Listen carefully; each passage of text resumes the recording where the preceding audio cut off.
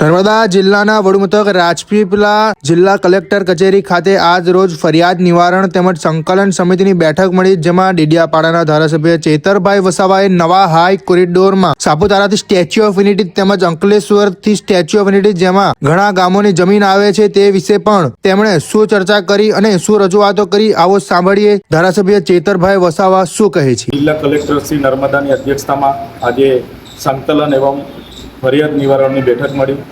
એમાં પદાધિકારી તરીકે જિલ્લા પ્રમુખ શ્રી અને અમે હાજર રહ્યા, સાથે તમામ શાખા અધિકારીઓ, જિલ્લાના ડીડીઓ, ડીસીએફ અને પોલીસ અધિકારીઓ સહિત નિયામક શ્રી સહિતની જિલ્લાની પ્રજાની જે સુખાકારી યોજનાઓ છે એની અમલીકરણ બાબતોની ચર્ચા થઈ।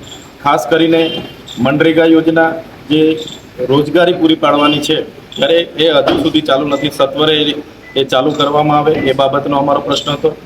અને બીજી કે જે અંકલેશ્વર અને ડેડિયાપાડાને જોડતો નેશનલ હાઈવે છે ત્યાં કરજણ નદી પર જે એંગલ મારીને વાહનો માટે બંધ કરવામાં આવ્યો છે, ત્યારે બસ સુવિધાઓ અને માર્કેટમાં જતા વાહનો માટે એ એંગલ હટાવીને સુવિધાઓ ચાલુ કરવા માટેની આજે વહીવટીતંત્રને અમે રજૂઆત કરી છે।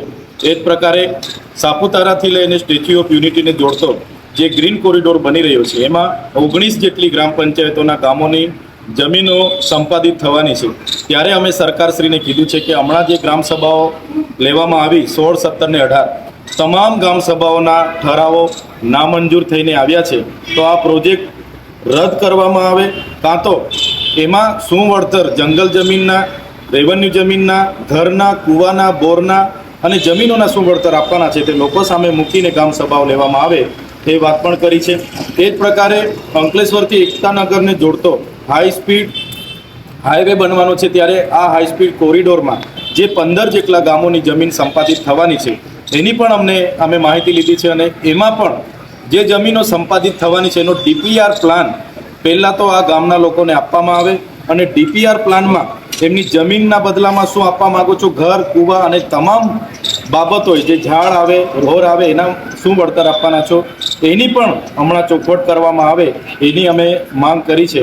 એ જ પ્રકારે વન વિભાગ દ્વારા હમણાં મોસદાથી ડુમખલનો રોડનું કામ બંધ કરાવવામાં આવ્યું છે।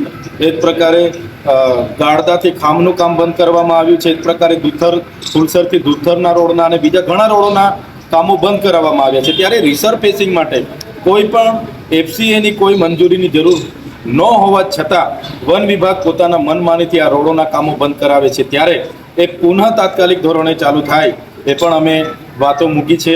એ જ પ્રકારે બીજા લોકહિતના ઘણા પ્રશ્નો આજની જિલ્લા પંચાયત સંકલનમાં અમે ચર્ચામાં મૂક્યા હતા અને તમામ લોકોએ આમાં ચર્ચામાં ભાગ લીધો।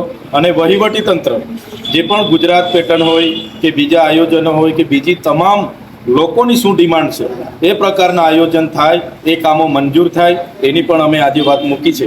બીજું કે જે વડાપ્રધાન શ્રીના કાર્યક્રમો થયા કેવડિયામાં અને ડેડિયાપાડામાં, ત્યારે બિરસા મુંડા જયંતિનો કાર્યક્રમ તો અમે પણ કર્યો છે, ત્યારે વડાપ્રધાન શ્રીના કાર્યક્રમોમાં જે પણ ખર્ચાઓ થયા એની ડિટેલમાં માહિતી અમે ગત જિલ્લા સંકલનમાં પણ માગી હતી અને આ સંકલનમાં માનનીય કલેક્ટર સાહેબે અમને 30 તારીખ સુધીમાં એ માહિતી મળી જશે એવી આશ્વાસન અને બાંહેધરી આપી છે। સાથે ગરુડેશ્વર જે ગામ છે ત્યાં આગળના કલેક્ટરશ્રીએ અધિકારીઓને પ્લોટ ફાળવણી કરીને આપ્યા હતા, એમાં કેટલાક અધિકારીઓ પોતાના પ્લોટ પર બાંધેલા મકાનો હોમસ્ટે માટે ચલાવે છે એવી માહિતી પણ અમને મળી છે। કેટલાક અધિકારીઓ શરત ભંગ કર્યા છે એવી માહિતીઓ પણ અમને મળી છે।